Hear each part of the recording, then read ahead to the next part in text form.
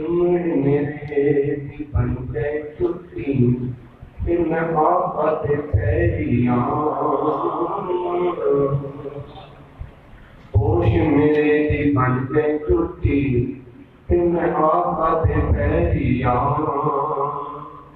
جے سونا میرے دکھ وچ راضی تے میں دکھ نوں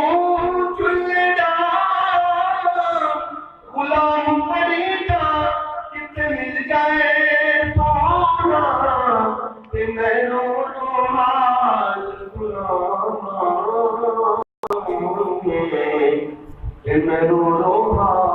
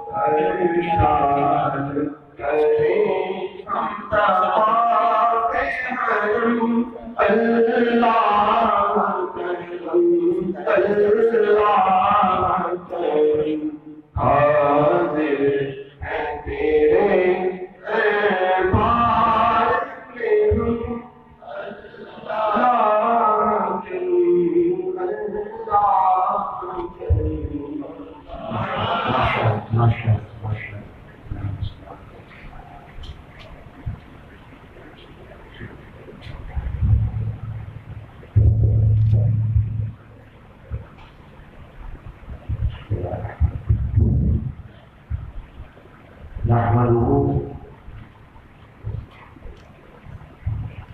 ونصلي ونسلم على سيدنا ومولانا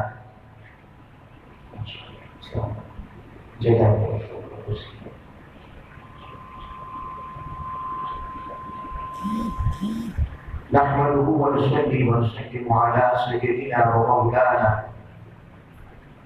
وملجأنا ومأوانا محمد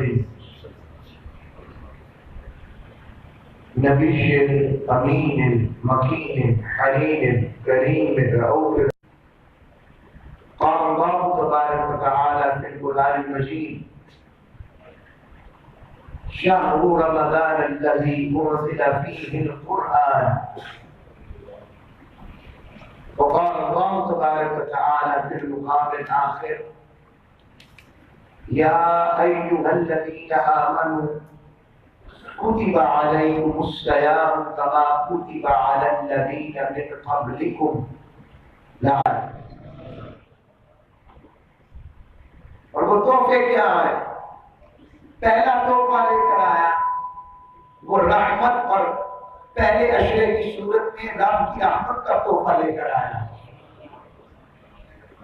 دوسرے اشرے کی صورت میں مغفرت کا تحفہ لے کر آیا، تیسرے اشرے کی صورت میں دوزخ سے آزادی کی صنعت لے کر آیا ہے، اور اس کے ساتھ لیلۃ القدر کی رات کا پیغام لے کر آیا ہے، لیلۃ القدر کی رات کا خاص تحفہ لے کر آیا ہے۔ تو آپ جو لاہور کے دور و نزدیک سے جمعہ کے وقت سے اور کتاب جمعہ کے وقت سے کہیں پہلے آ کر یا اللہ اور اس کے رسول صلی اللہ علیہ وسلم کی بارگاہ سے مستفید ہونے کے لیے آئے،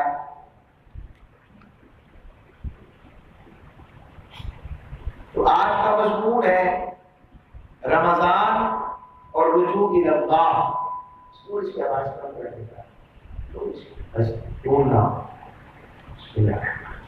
رمضان اور رجوع الی اللہ۔ رمضان اللہ کی طرف لوٹنے کا موسم، رمضان اللہ سے ملاقات کا موسم، رمضان اللہ کو منانے کا موسم، اور یوں کہوں رمضان اللہ کے ماننے کا موسم۔ شہر رمضان الذی انزل فیہ القرآن، یہ وہ مہینہ ہے جس میں اس نے قرآن اتارا۔ اور رمضان کیا ہے؟ ہم کلاس میں ہوتے ہیں تو بچوں کو جو پڑھاتے ہیں یا شاگرد تھے تو ہم 3 کیٹیگریز کے لوگ دیکھتے تھے۔ بچوں میں بھی کیٹیگریز ہوتی ہیں، ایک ہے جو شوق سے پڑھتے ہیں جن کی تعداد ہمیشہ کم ہوتی ہے، شوق و ذوق سے انہیں شعور آ جاتا ہے کہ ہمارے لیے تعلیم کتنی ضروری ہے۔ دوسرے وہ ہوتے ہیں جو لالچ سے پڑھتے ہیں کہ اس کے نتیجے میں انعام کیا ملے گا، اور تیسرے وہ ہوتے ہیں جو ڈانٹ ڈپٹ اور مار کے خوف سے پڑھتے ہیں۔ یہ 3 چیزیں رب نے انسانی فطرت کے مطابق یہ تینوں چیزیں، تینوں صفات اپنے محبوب کی شان اور ذات کو اتار کر دے گی، اور اس کے ذریعے میرے محبوب نے پیغام دیا۔ اب یہ آیت تو ہم سنتے رہتے ہیں، مگر اس کو اس اینگل سے سنیے، اس زاویے سے۔ رب نے فرمایا اِنَّا أَرْسَلْنَاكَ شَاهِدًا، محبوب میں نے تجھے شاہد بنایا اگر وہ بندے جو میرا پوچھیں اور مجھے چاہیں تو اپنے آپ کو تو سامنے کر دیں اور سامنے کر کے کہنا شاہد میں اس ذات کا گواہ ہوں میں نے اسے کہا. رب باری تعالیٰ کی ذات کے ساتھ ہی شوق آ گیا. دوسرا خوشخبری کے لیے رب باری تعالیٰ نے فرمایا ماموں کے لیے بتانا جو ایمان لے آئے گا رب اس کے فوراً سارے گناہ معاف فرما دے گا. ایسے وہ پاک ہو جائے گا جیسے ابھی ابھی اپنے ماں کے بطن سے پیدا ہوا. تیسرا فرمایا کچھ سخت دل ہوں گے نہیں جانیں گے ماموں شاہدوں و مبشروں و نذیرا ان کے لیے تو نذیر بن جا. میرے دوست بات بتا رہا انہیں ڈرانے کی بات بتا رہا کہ شاید ڈر کر کی حالت میں رہے. اسی طرح رمضان کا موسم آیا تو جیسا مہمان آیا ہم مالک سے عرض کرتے مالک ہمیں تیری جہنم سے ڈر لگتا ہے رمضان کیوں خاص ہے؟ رب نے کہا تمہیں میری جہنم سے ڈر لگتا ہے؟ اچھا اب رحمان نے رمضان عطا کیا ہے تو رب اعلان کرواتا ہے حدیث شریف میں حدیث قدسی میں فرمایا غلقت ابواب جہنم. تو یہ رمضان اور اس رمضان میں اس نے پہلی بڑی عبادت جو سب سے بڑی عبادت دی وہ روزہ دیا. رجوع اللہ کا عجب پیغام دیا. فرمایا یا ایھا الذین آمنوا کتب علیکم الصیام کما کتب علی الذین من قبلکم لعلکم تتقون. اے ایمان والو یہ جب ایمان کا لفظ استعمال ہوتا ہے تو رب باری تعالیٰ کا کرم بے بہار جس جیسے بہار والا کرم کسی کا نہیں. کرم بہار اس طرح بندوں پر برستا ہے کہ رب خود اپنے بندوں سے مخاطب ہے اے میرے مصطفیٰ کے غلاموں. کیونکہ ایمان نام ہی مصطفیٰ کو مان کر رب کو مان کے فرمایا یا ایھا الذین آمنوا اے ایمان والو کتب علیکم الصیام میں نے تم پر روزے فرض کیے. فرض ہے کما کتب علی الذین من قبلکم جیسا کہ میں نے پچھلی امتوں پر تم سے قبل فرض کیے. مقصد کیا ہے؟ آبجیکٹو کیا ہے؟ رب چاہتا کیا ہے؟ لعلکم تتقون تاکہ تم متقی بن جاؤ پرہیزگار بن جاؤ. اور جب تم متقی بن جاؤ گے تو میرے قریب آنے کے قابل ہو جاؤ گے میرے قریب آنے والے بن جاؤ. اب تقویٰ کسے کہتے ہیں جس کی بات رب کہہ رہا ہے؟ تقویٰ کا ایک معنی ہے وقایۃ النفس عن الشرک خود کو شرک سے بچانا تقویٰ. دوسرا معنی دوسری تعریف تقویٰ کی ہر برائی رذیل حرکت رذائل اخلاق حسد بغض کینہ برائی اور ایسی جگہ جہاں پر اللہ اس کے رسول نے جانے سے منع فرمایا اور ایسے مقامات جہاں پر حاضری دینا لازم ہو جاتا ہے کہ اور وہاں حاضر ہو کر بندہ اپنے مالک کے قریب ہو جاتا ہے. تو اللہ کریم کے احکام اور اطاع کے رسول صلی اللہ علیہ وسلم کی صورت کے اندر جن کاموں کا وہ حکم دے اسے کرنا بھی تقویٰ ہے اور جن کاموں سے وہ روکے ان کاموں سے رک جانا بھی تقویٰ ہے. اور جب انسان اپنے آپ کو شراکۂ دار بنا لیتا ہے اور شراکۂ دار کا مطلب یہ ہے کہ وہ اپنی ذات کے مطابق نہیں چلتا اپنی خواہش کے مطابق نہیں چلتا بلکہ اپنی خواہش کو ختم کر کر اللہ اس کے رسول کے دعوے کر دیتا. پائے ہی جس طرح ایک غسال کے ہاتھ مردہ آ جاتا ہے تو غسل لینے والا مسجد کو جیسے چاہے ویسے پلٹتا ہے. بس یہی کیفیت اگر بندہ اپنی ذات پر طاری کر لے کہ میں کیا ہوں میری اوقات کیا میری اصل کیا میری خواہش کیا میری اصل کیا حضرت ابراہیم بن ادم رضی اللہ تعالیٰ بدر کے شیخ اور عاشقوں کے امام، آپ نے ایک بانگی خریدی، ایک غلام خریدا، بانگی غلام خرید کر لائے، لا کر آپ اپنے گھر پہ اسے رکھا عزت کے ساتھ، وہ چپ کر بیٹھا رہا۔ اب میں اس کی بات سمجھانے لگا ہوں کہ اللہ والوں سے، کیونکہ اللہ نے فرمایا میرے بندے وہ ہیں جب میرا ذکر کیا جاتا ہے تو وہ یاد آ جاتے ہیں، اور جب ان کا ذکر کیا جاتا ہے تو میں یاد آ جاتا ہوں۔ حضرت ابراہیم بن ادم نے اس سے پوچھا غلام تیرا نام کیا ہے؟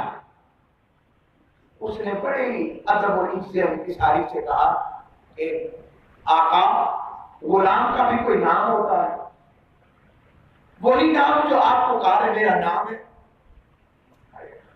ہم سے اچھا تو وہ غلام تھا جس کی اپنی خواہش نہ تھی۔ آپ نے پھر پوچھا اچھا بتاؤ تم کھاؤ پیو گے کیا؟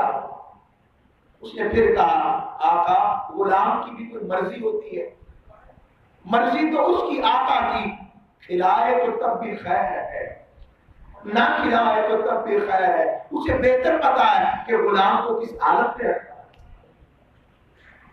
آپ نے پوچھا کوئی تمہاری مرضی، کوئی تمہاری خواہش؟ اس نے کہا آقا غلام بھی ہو اور خواہش بھی رکھتا ہو، وہ غلام کیسا ہے؟ حضرت ابراہیم بن ادم نے کہا کہ میں اس وقت اس کیفیت میں آیا کہ میری کیفیت گریہ عروج پر پہنچ گئی، میری چیخ نکل گئی، اور میں نے کہا تو کیسا غلام ہے؟ تیرے جیسا غلام ایک عام آدمی کا غلام ایسا ہے، اور میں کیسا عبد عابد ہوں، وہ مالک جو میری خواہش کے مطابق مجھے عطا بھی کرتا ہے، مجھ سے پیار بھی کرتا ہے، اور میں اس کے ساتھ بھی یہ صورتحال اختیار کرنے کو تیار نہیں۔ تو فرمانے لگے مجھے اس غلام نے بندگی کا درس دیا کہ بندہ وہ ہے جس کی اپنی مرضی نہ ہو، وہ اپنی مرضی کو اپنے محبوب کی مرضی کے تابع کر دے۔ تو رمضان کے پیغام اطاعت و اتباع نے کہا کہ بندے تو نے 11 ماہ اپنی مرضی کی ہے، اور اس 11 ماہ میں اپنی مرضی کی وجہ سے تو رب کے ذکر سے دور ہو گیا، یا غافل ہو گیا، یا وہ کیفیت نہیں پا سکا جو تیرا حصہ تھا، تیری اصل تھی، تیرے ذکر میرے ذکر سے تجھے جو میری قربت ملنی چاہیے تھی، تو نے غفلت کے ساتھ اسے دور کر دیا۔ اب ایک بار دے رہا ہوں، ایسی تیاری کر کے میری ملاقات کے لیے تیار ہو، میری ملاقات مل جائے، مجھ سے پیار مل جائے۔ اور یہاں پر تتقون کے میں کچھ معنی بیان کرنا چاہتا ہوں۔ پہلا تتقون کا معنی ہے خشیت اللہ، اللہ سے کرنا۔ رب چاہتا ہے لعلکم تتقون کہ تم تقوی والے بن جاؤ، یعنی تم لوگ روزہ رکھ کر رب کی خشیت والے بن جاؤ، رب سے ڈرنے والے بن جاؤ، رب کی خشیت اختیار کرو۔ اور جو شخص رب کی خشیت والا ہو جاتا ہے، رب نے اعلان فرمایا ہے جو اس دنیا میں مجھ سے ڈر گیا، میں حشر میں اس کو ڈرتے نہیں دوں گا۔ یہ رب کا پیغام ہے، جو مجھ سے دنیا میں ایک مرتبہ بھی ڈر گیا، اسی طرح ڈر گیا جس طرح بنی اسرائیل کا ایک شخص نباش کا کفن چور تھا، اس نے ساری زندگی کفن چوری کرتا رہا۔ جب موت کا وقت آیا اپنے بچوں کو کہنے لگا بیٹو بڑا گناہگار ہو، مگر مجھے رب سے ڈر لگتا ہے، سچ بتا رہا ہوں، جب میرے موت کا وقت ہو مر جاؤں میرے جسم کو جلا دینا، اور جلا کر اس کی راکھ بنا دینا، راکھ بنا کر کچھ ہوا میں اڑا دینا، کچھ پانی پہ بہا دینا، کچھ مٹی میں ملا دینا، اور جب تم یہ سب کر گزرو تو بس، کیونکہ مجھے اگر رب نے پکڑ لیا اور اگر رب نے مجھے عذاب دینے کا ٹھان لی تو جیسا عذاب مجھے ملتا ہے ایسا عذاب دنیا میں کسی کو نہیں ملے گا۔ اب رب کے لیے کیا مشکل تھی، اب اس کی نیت اصل میں خشیت کی تھی، چاہے اس کی عمل میں اسلام کے اصل سے ہٹ گیا، ایمان سے شاید اس کی بات اس کیفیت میں آنے کی وجہ سے ہٹ گئی. وہ یہ بھول گیا کہ رب کے لیے کیا مشکل ہے جس نے پہلی دفعہ بنایا جب تو کچھ نہیں تھے, اب تو تمہارا اسکیلٹن موجود ہے, تمہاری اصل موجود ہے, اب تو زیادہ آسان ہے اس کے لیے. تو رب کے لیے کیا مشکل, انما امرہ اذا اراد شیئا ان یقول له کن فیکون. اس کے لیے کیا مشکل ہے, وہ ارادہ کرتا ہے کسی شے کا تو کہتا ہو جا, تو وہ ہو جاتا ہے. جب رب نے حکم دیا اس کے جسم کے ذروں کو کہ اس کے جسم, اس کا جسم میری بارگاہ میں حاضر ہو جائے, وہ رب کی بارگاہ میں حاضر ہوا. رب نے پوچھا, بندے تو نے ایسا سخت عمل کیوں کیا, بتا مجھے کیوں کیا تو نے اپنے آپ کو جلانے کا فیصلہ, سزا و جزا کا فیصلہ تو میرا کام ہے, تو نے یہ کام کیوں کیا. اس نے ایک جملہ کا, ایک لفظ کا, کہنے لگا خشیت, مالک میں تجھ سے ڈر گیا تھا, ڈر گیا تھا. رب نے کہا تو مجھ سے ڈر گیا تھا, تو نے یہ میرے ڈر کی وجہ سے کیا. اس نے آگے کہا مالک تو میرے دل کے ارادے کو جانتا ہے, میں نے یہ سارا عمل تجھ سے ڈر کر کیا. رب کہتا اچھا مجھ سے ڈر گیا تھا نا, جا اسی خشیت کی کیفیت کی وجہ سے میں نے تجھے معاف کیا تھا. لعلکم تتقون, یہ خشیت اللہ, تقوی خشیت کا پیغام دیتا ہے. اللہ نے تو فرمایا پتھروں میں بھی کچھ ایسے ہے, وَإِنَّ مِنْهَا لَمَا يَهْبِطُ مِنْ خَشْيَةِ اللَّهِ, کہ وہ رب کی خشیت سے پتھر ہو کر گر جاتے.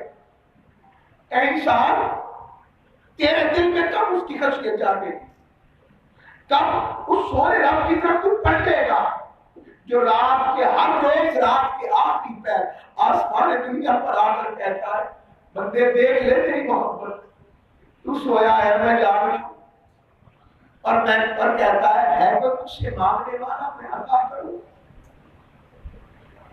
تو روزہ وہ عبادت ہے جو خشیت دیتا ہے, گریہ دیتا ہے, بکا دیتا ہے, رب کی قربت دیتا ہے. دوسرا معنی لعلکم تتقون, ایمان و توحید کی خیرات اور تقوی کی صورت میں عطا کرتا ہے. تقوی کا دوسرا معنی ایمان و توحید دیتا ہے, ایمان دیتا ہے, یقین دیتا ہے, اور بتاتا ہے بندے اگر تو یہ 16-17 گھنٹے بھوکا رہے گا تو پھر بھی زندہ ہے, کیا پھر بھی زندہ ہے. اس کا مطلب ہے کوئی ہے جو تجھے زندہ رکھے ہوئے,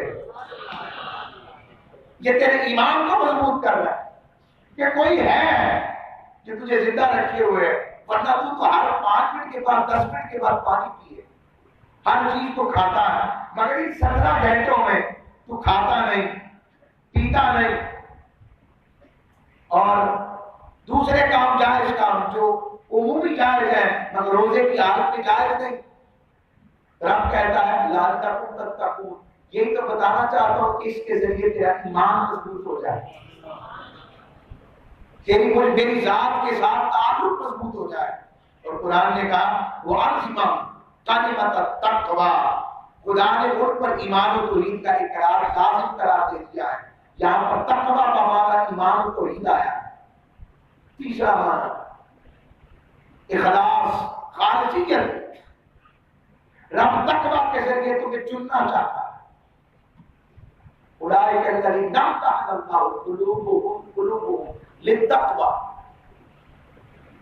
قلوبهم للتقوی, رب باری تعالیٰ نے ان کے دلوں کو تقوی کے لیے چن لیا ہے. رب کہتا ہے لعلکم تتقون, رب روزہ رکھوا کر متقی بنانا چاہتا ہے, اور متقی بنا کر اپنی محبت کے لیے چننا چاہتا ہے. اور خلوص اتنی بڑی دولت ہے, شیطان نے رب سے کہا قرآن کی مخالفہ ہے, لَأُغْوِيَنَّهُمْ أَجْمَعُونَ, میں ان سب کو اغوا کر دوں گا مالک. لَأَعْبُدَنَّهُمْ عَلَىٰ صِرَاطِكَ الْمُسْتَقِيمِ, تیری سیدھی راہ پر بیٹھ کر میں نے گمراہ کروں گا. رب نے کہا جا سب کو کر لیں, منع نہیں کیا تجھے, اختیار دیا, مگر جو میرے خالص ہو جائیں گے ان کا تو کچھ نہیں بگاڑ سکے گا. اور رب کے پیغام محبت یہی اسی الزام ہے, اسی انتظام میں اور اسی معنی میں رب نے کہا وَمَن يُعَظِّمْ شَعَائِرَ اللَّهِ، جو اللہ کی نشانیوں کی تعظیم کرتا ہے فَإِنَّهَا مِن تَقْوَى الْقُلُوبِ، رب اس کے دل کو اخلاص کے لیے چن لیتا ہے۔ یہاں کا معنی تقوی اخلاص ہے، خلوص، اس کا مطلب جہاں رب والوں کی مجلس ہوتی ہے وہاں خلوص ہوتا ہے۔ اس لیے تو سنا کرتے ہیں کہ جو اللہ والوں کی مجلس ہوا کرتی تھی حضور غوث پاک کی مجلس، آقا علیہ السلام کی مجلس۔ خلوص کا کیا معنی ہے؟ آقا علیہ السلام کی مجلس میں صحابہ بیٹھتے تو ایسے لگتا کہ جنت اور دوزخ کو تک رہے ہیں۔ حضرت حنظلہ ابن آواز لگانے لگتے ہیں مزار مدینہ میں کھڑے ہو کر، لوگوں حنظلہ منافق ہو گئے، لوگوں حنظلہ منافق ہو گیا، حنظلہ منافق ہو گیا۔ حضرت ابوبکر صدیق گزرے، آپ نے کہا اللہ کی پناہ حنظلہ کیا کہتے ہو، تم کب سے منافق ہو گئے؟ ابوبکر منافق تو وہی ہوتا ہے نا کہ جس کی بات ایک جیسی نہ رہے۔ تو کہا کیا کہنا چاہتے ہو؟ کہنے لگے کہ جب حضور کی صحبت میں ہوتے ہیں ایسے لگتا ہے رب کی قربت میں، جنت پاس ہے، دوزخ تک رہے ہیں، سارا کچھ ایسے ہوتا ہے۔ اور جب حضور کی مجلس سے اٹھ کر آتے ہیں، بیوی بچوں میں گم ہو جاتے ہیں تو یاد ہی کیا تھا۔ کیسی بات آج ہمارے لیے بھی ایسے ایسا نہیں ہے۔ اب آقا اسلام کی بارگاہ کی یہ خیرات بتائی تو حضرت ابوبکر نے بھی کہا ذرا کچھ حال اپنا بھی ایسے ہی ہے، کیسے سچے لوگ، چلاؤ چلتے ہیں حضور کی بارگاہ۔ آقا اسلام کی بارگاہ میں گئے اور حضور کو کہا حضور لگتا ہے، حضرت حنظلہ نے فرمایا لگتا ہے آقا میں منافق ہو گیا، میں کیا بات کر رہا ہوں، ایسے نہیں کہتے۔ فرمایا نہیں یا رسول اللہ، جب آپ کی صحبت میں ہوتے ہیں تو کرم، رحمت، قربتیں، معیتیں، جنت، دوزخ، رب کی قربتوں کا ایسے ایسے مناظر دیکھتے ہیں، حیران رہ جاتے ہیں۔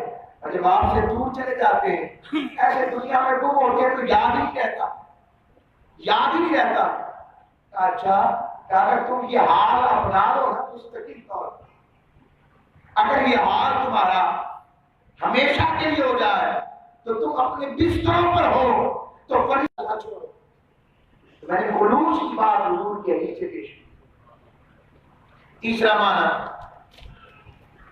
اطاعت، لعلکم تتقون، رب چاہتا ہے روزے کی عبادت کے ذریعے تم اطاعت والے بن جاؤ، رب کی بارگاہ میں مطیع ہو جاؤ، رب کی بارگاہ میں اطاعت والے بن کر رب کے محبوب ہو جاؤ۔ کیوں؟ رب نے کہا قل ان کنتم تحبون اللہ، بابو بندوں کے گناہ معاف فرماتا ہے، اور تقویٰ کا معنی یہی ہے گناہ معاف کر کر رب نے اپنی قربت عطا فرما دی،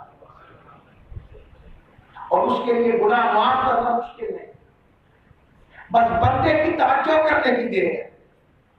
بندہ تو ایک مرتبہ کہے گا کیا کہے، کیا اب پتہ ہے کیا ہو رہا ہے، ہم سنے نہ سنے کاش کوئی کانوں والا مل جائے جو ہمیں بتاتا، اور ہمیں بتا دیا، مگر کوئی حضور کی امتیوں میں ایسا بیٹھا جو بتائے رب کی یاد کر، رب بھی کہتے ہیں ہاں میرے بندے، ہم بھی اس قابل ہیں کہ ہمیں یاد کریں۔ شوق ہوتا ہے نا لوگوں کو، فلاں پیر صاحب، فلاں شیخ، فلاں استاد، فلاں پروفیسر صاحب، فلاں ڈاکٹر صاحب، فلاں لوگ، فلاں عالم، فلاں بندہ مجھے یاد کرے، میرا ذکر ہی کرے۔ یہ تو بندوں کی بات ہے، چلے کسی کے ذہن میں یہ بھی ہونا چاہیے کاش کہ حضور ہی ہمیں یاد کریں، کیونکہ حضور کی کیفیت کے لیے پتہ مزہ ہے تو جب حضور کا رب یاد کرے پھر تو کیفیت بدل جانی چاہیے کہ رب یاد کرے۔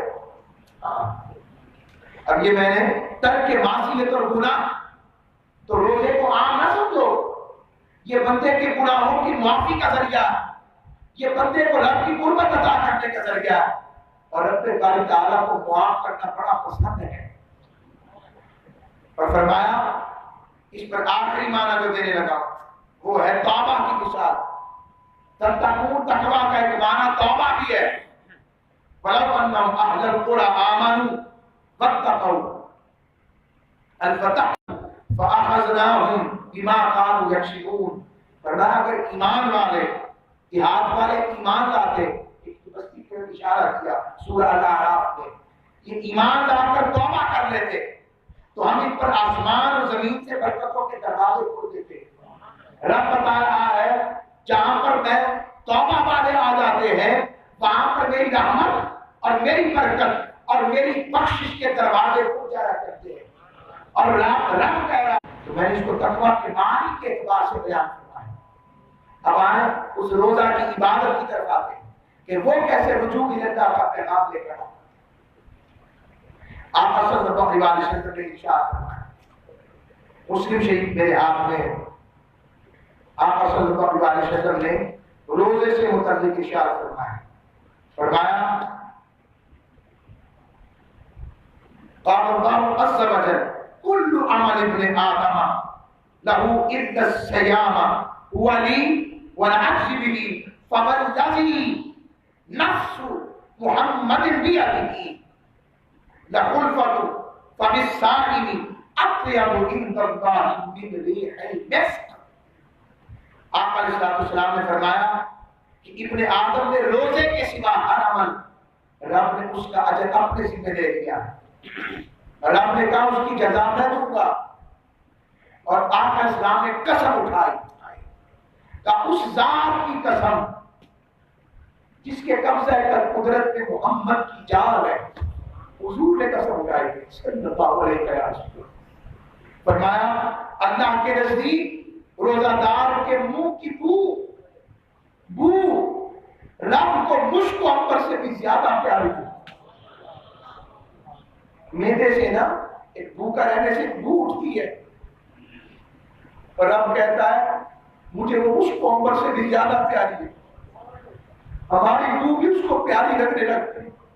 ہم تو سراپا بدبو لوگ ہیں، اگر انسان اپنے باطن میں دیکھے تو کون سی خوشبو بہتی ہے، مگر وہ کہتا ہے چونکہ اس نے روزہ میرے لیے رکھا ہے تو مجھے اس کی یہ بو مشک و عنبر سے زیادہ پیاری ہے، یہ میری خاطر بھوک اور پیاس برداشت کرتا ہے۔ لوگوں دنیا میں بڑے کام کرتے ہیں کہ لوگ ہمارے واہ واہ کریں، مگر ایسا مالک دیکھا جو کمی پر بھی کہتا ہے وہ کمی نہیں ہے تیری، نقص پر بھی کہہ رہے نقص نہیں ہے تیرا، میں اسے نقص مانتا ہی نہیں، میں اسے نقص جانتا ہی نہیں، یہ کمی نہیں تیری، یہ تو میرے لیے نقص نہیں ہے، یہ تو میرے لیے پیار ہے کہ میں اسے اور پیارا جانتا ہوں۔ یہ آقا اسلام کی حدیث، یہ آقا اسلام نے پھر فرمایا کل عمل ابن آدم له الا الصيام فانه لي وانا اجزي به۔ فرمایا ابن آدم نے روزے کے سوا اللہ نے فرمایا ہر عمل میرے لیے، اور روزہ صرف میرے لیے ہے اور اس کی جزا بھی میں دوں گا۔ ایک معنی پھر فرمایا الصیام جنۃ، روزہ ڈھال ہے، کس سے ڈھال ہے؟ جب یہ بات آئی تو فرمایا فَإِذَا كَانَ صَوْمُ أَحَدِكُمْ فَلَا يَرْفُثْ يَوْمَئِذٍ وَلَا يَسْخَبْ فَإِنْ شَابَّهُ أَحَدٌ أَوْ قَاتَلَهُ فَلْيَقُلْ إِنِّي امْرَؤٌ صَائِمٌ إِنِّي صَائِمٌ۔ فرمایا وہ کیسی ڈال ہے، کسی شخص کا روزہ ہو اور اس روز کوئی بہودہ باتیں کرے، اس سے فاحش کلام کرے، گالی گلوچ کرے، معاملات کرے، یہ جھگڑا کرے تو اسے کہہ دو میں روزے سے ہوں، اور اسے جھگڑا کرے تو یہ کہہ دو میں روزے سے ہوں۔ اب لاہور والے کیسے مانے کہ اتنی سی بات پہ ہماری تسلی ہو جائے؟ ہم پنجاب والے کیسے مانے کہ اسے یہ کہہ دے میں روزے سے ہوں اور وہ گالیاں نکال رہا، تو ہمیں تسلی کیسے ہو؟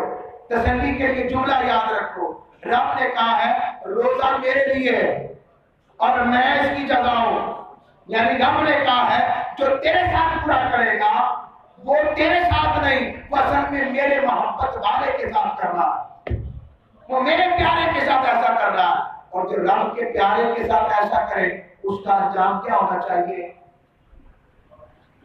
یہ سننے والا اور کرنے والا بھی دیکھتے۔